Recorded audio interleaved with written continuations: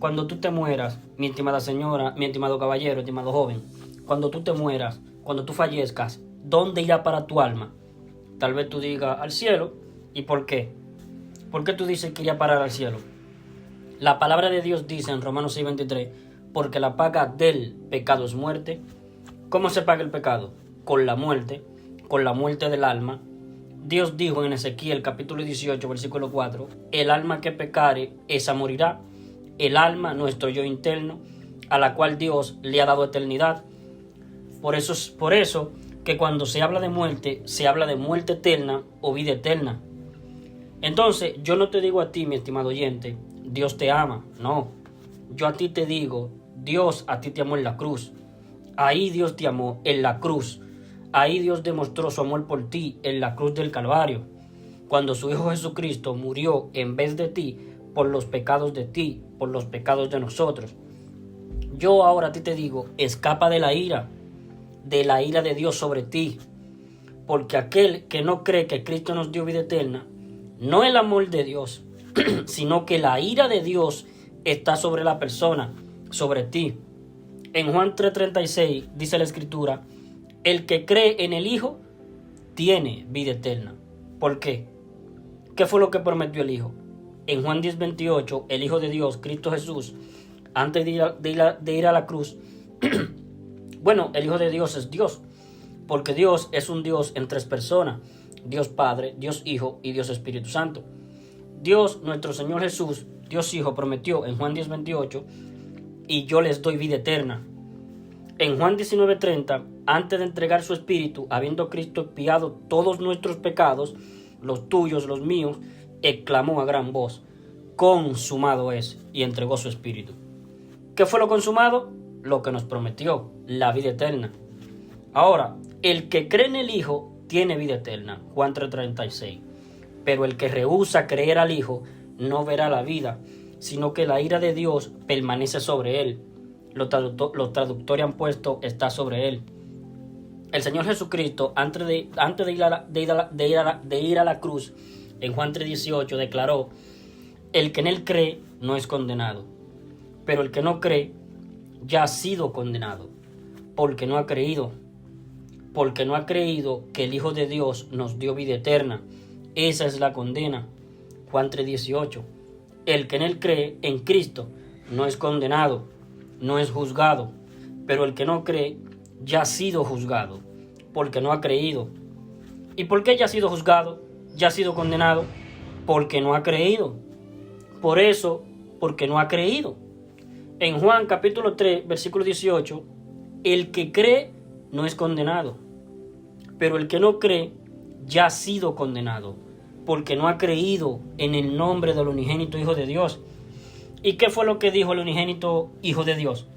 ¿Qué fue lo que prometió? Yo les doy vida eterna, darnos vida eterna. Eso nos prometió. Entonces, insisto, tenemos Juan 3:18. El que en él cree no es condenado, pero el que no cree ya ha sido condenado, porque no ha creído en el nombre del unigénito Hijo de Dios. Y tenemos Juan 3:36. El que cree en el Hijo tiene vida eterna. El que rehúsa creer al Hijo no verá la vida, sino que la ira de Dios está sobre él. ¿Cómo se manifiesta que una persona que dice creer en Cristo, dice esa persona creer? Hablemos de un cristiano que dice, Señor, Señor. No todo el que me dice, Señor, Señor, entrará en el reino de los cielos, sino el que hace la voluntad de mi Padre que está en los cielos. Mateo 7, versículo 21 al 23. ¿Cómo se puede comprobar que una persona que dice creer en Cristo, que dice Señor, Señor, permanece rehusando creer en el Hijo?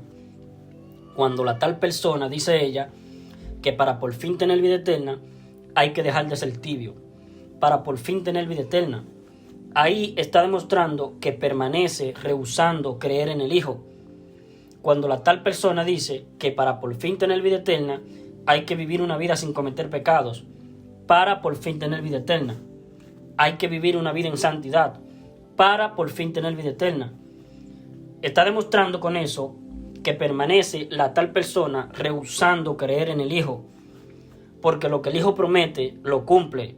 Y la promesa que nos hizo de darnos vida eterna, que quedó registrado en Juan 10:28, cuando el Hijo de Dios nos promete, yo les doy vida eterna, quedó consumada en la cruz, cuando Cristo exclamó, antes de entregar su espíritu, consumado es, Juan 19:30, la vida eterna está consumada.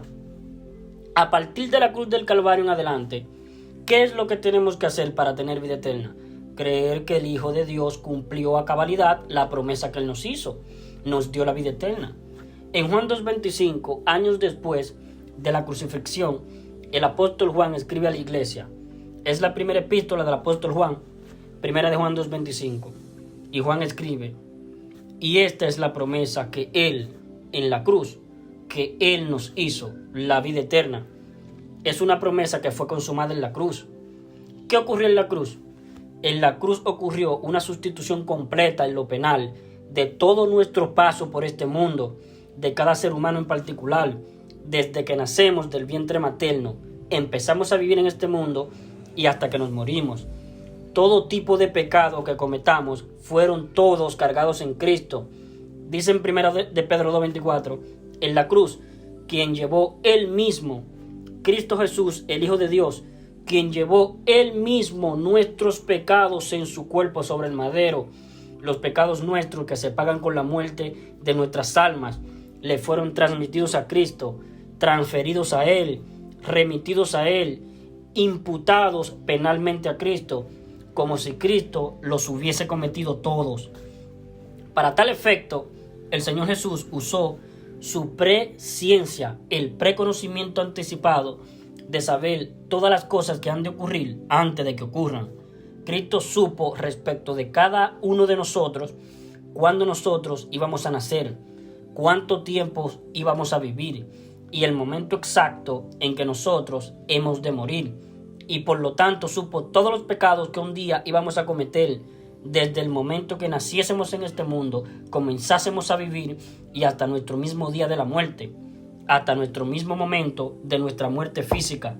Y todos esos pecados que Cristo los supo desde antes, en la cruz se los dejó imputar penalmente a Él, como si Él los hubiese cometido, para dejarnos exento a nosotros de nosotros tener que responder por nuestros pecados con la muerte, porque así se responden los pecados, con la muerte del alma. El alma que pecare, esa morirá, dijo Dios, Ezequiel 18:4. Mas Cristo murió por los pecados de nosotros, por culpa de nuestros pecados que Cristo se lo tuvo que dejar voluntariamente imputar a Él, para Él pagarlos en vez de nosotros, porque los pecados se pagan con la muerte. Cristo murió por los pecados de nosotros y nos salvó del infierno, nos dio la promesa, nos dio la vida eterna que nos prometió, la inmortalidad mediante el Evangelio, como dice 2 de Timoteo 1:10. En la segunda carta del apóstol Pablo a Timoteo, capítulo 1, versículo 10, está escrito, pero manifestada ahora, la gracia del Señor fue manifestada, pero manifestada ahora mediante la aparición del Salvador de nosotros, Cristo Jesús, que abolió por una parte la muerte y sacó a luz por otra la vida y la inmortalidad para nuestras almas, mediante el Evangelio, mediante el hecho de que Cristo murió por los pecados de nosotros, mediante esta sustitución de condena, donde es condenado Cristo por nuestros pecados, es condenado a la muerte y muere por nuestros pecados. Ya nosotros quedamos exentos de nosotros tener que ser condenados a la muerte por nuestros pecados. Eso es vida eterna, es vida por vida, la vida de Cristo en vez de nuestras vidas.